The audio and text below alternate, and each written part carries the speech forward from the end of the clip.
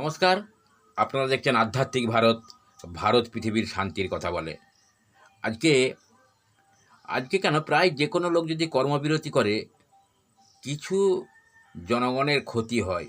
আর জনগণের সেই ক্ষতিটা যদি চরম পর্যায়ে পৌঁছে যায়, তখন কিন্তু জনগণ ক্ষেপে যায়। আজকের ডাক্তারবাবুরা ভুলে গেছে যে আলেকজান্ডার, যিনি বিশ্ব জয় করেছিলেন, তিনি মৃত্যুর আগে কয়েকটা শর্ত দিয়ে গেছিল তার প্রজাদেরকে। যে সত্যর একটা সত্য ছিল যে আমার শ্মশান যাত্রার সময় যেন আমার লাশটা ডাক্তাররা বহন করে। এর মানে কি বলুন তো?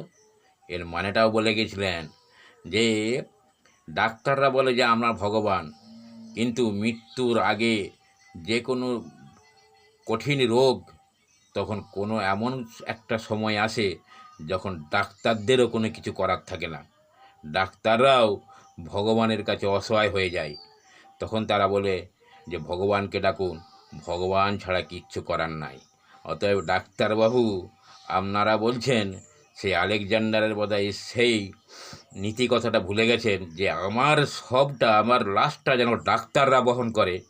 যেন সবার কাছে এইটা প্রচার হয় যে ডাক্তাররাও এমন একটা সময় আসে যে তারা অসহায় হয়ে যায়।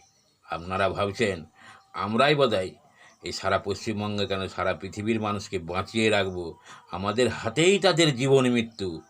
এই চিন্তাটা ঘাট থেকে নামান এবং কর্মবিরতি ছেড়ে কর্মে ফিরে এসে আপনারা প্রতিবাদটা অন্যরকম করুন। আপনারা কালো ব্যাচ পরে প্রতিবাদ করুন।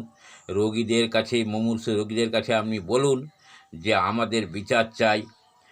তাদের কাছে আপনাদের দেখবেন আরও গ্রহণযোগ্যতা বাড়বে।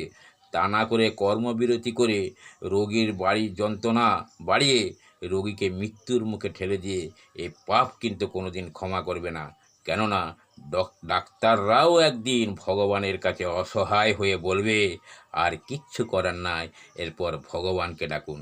ধন্যবাদ। সবাই সুস্থ থাকবেন, ভালো থাকবেন। আজ এই পর্যন্ত।